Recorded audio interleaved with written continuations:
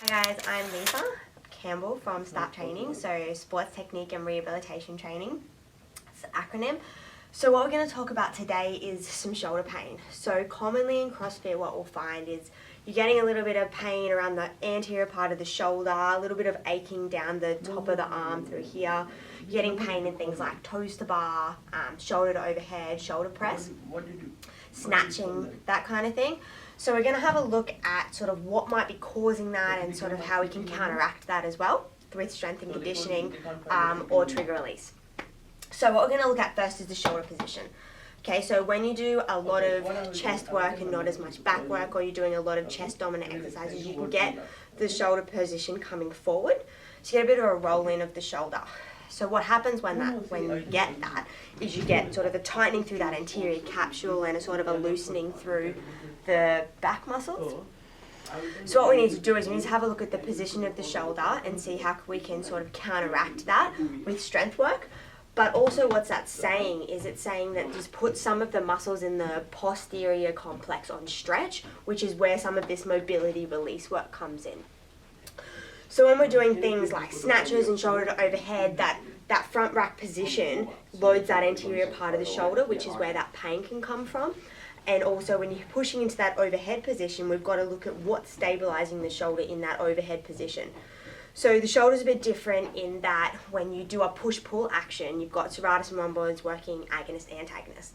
However, when you look at then moving into an overhead position, they no longer work agonist-antagonist, they work as stabilizers. So we've got to look at, okay, what position the shoulder's in and what's more dominant and what's not as dominant. So the other thing that can happen is you get that drop out of the shoulder. So instead of that internal rotation through here with the tightness of the capsule and the laxity in the back, you can get this sort of drop out.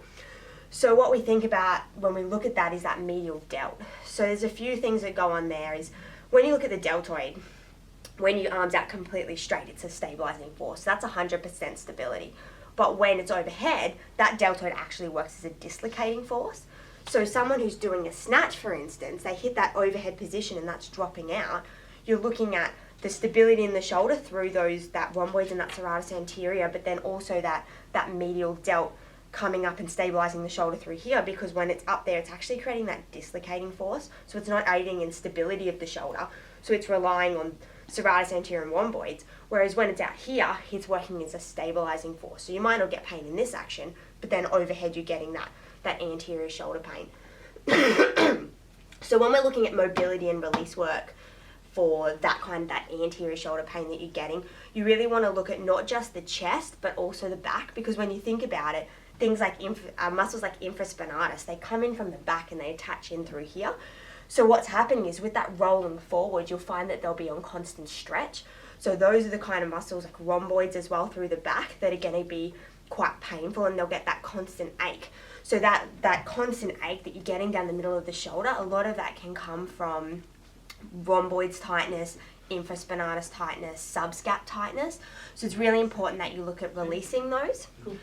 Then when we look at strengthening, we've got to take a sort of a multifaceted approach. Okay, so the first thing we've got to look at is, okay, that position of the shoulder. So is my shoulder dropping out? Is it rolling forward? And that stability overhead is going to be really important. So like I was saying, when we do things like toes to bar, we're in that fully extended kipping position, and then we're coming forward, pulling forward. So again, you're getting that chest dominance in the pull phase, but in that open phase, we've got that stability component because of the overhead. So it's really important that we look at, okay, so where do I approach it from first? So first thing we've got to do is we've got to look at mobility and release, okay? So if your shoulder is really tight and you're internally rotated and you're restricted overhead, we've really got to look at that release work through the front, but also that release work through the back. So we're releasing off those muscles that are on constant tension, which will help with that constant ache, okay? The next thing we've got to do, number 2, is we've got to strengthen. Okay, so we've got to look at when you're getting the most pain and how we can strengthen. So a lot of the time it's about improving the position of the shoulder, but also working on that serratus anterior rhomboid stability overhead, and also that agonist-antagonist, depending on where you get the pain. So if that pain's overhead, you're looking at more at the stability component, whereas if that pain's in that push-pull, you're looking more agonist-antagonist. So a lot of the time when I look at CrossFit athletes, I see that overhead pain or that pain in toes-to bar or shoulder press, shoulder to overhead. So that's what we're thinking. We're thinking, all right, how can we stabilize the shoulder in that overhead position, release off the muscles that are causing that pain, and then we can, once we've got that stability, then we can look at adding that into more dynamic exercises. So it's really a multifaceted approach. It's not just a one size fits all. You've really got to look at what particular exercises it's getting angry in, and then how we can then counteract that. Especially if someone's getting pain also in front squats or anything in that front rack position, because it's loading that anterior part of the shoulder. Alright guys, so stay tuned because we're going to do a few tutorials on common shoulder injuries or how we can counteract shoulder pain with common CrossFit movements. Thanks for watching today, and I'll see you next time.